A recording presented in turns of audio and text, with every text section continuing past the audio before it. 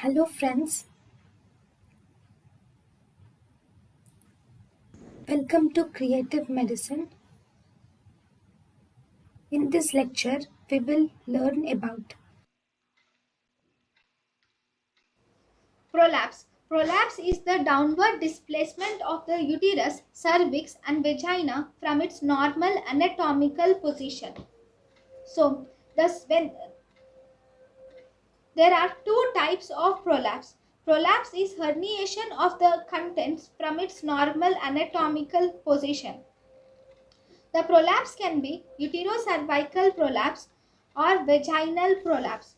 Uterocervical prolapse is the prolapse of uterus and the cervix. Now, in the uterocervical prolapse, the classic